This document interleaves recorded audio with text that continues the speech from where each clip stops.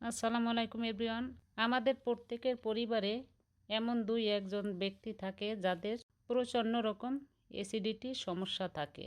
যাই খায় তাতেই অ্যাসিডিটির সমস্যা হয়। আপনারা যদি এই লাউ শাকের ডগা খান সপ্তাহে অন্তত ২-১ দিন, তাহলে ইনশাআল্লাহ এই অ্যাসিডিটির সমস্যা হবে না।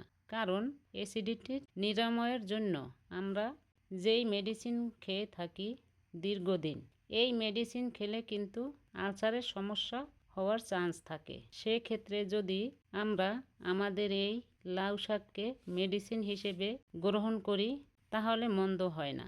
পাশাপাশি অনেকের ঘুমের সমস্যা রয়েছে, ঘুম কিন্তু খুব ভালো হয় না এই লাউ শাক খেলে। এই লাউ শাকে অনেক আঁশ থাকায় আমাদের হজম শক্তি উন্নত করার পাশাপাশি আমাদের পেটের যে কোনো ধরনের সমস্যা দূর করে দেয়। তাই লাউ শাক খেতে পারেন।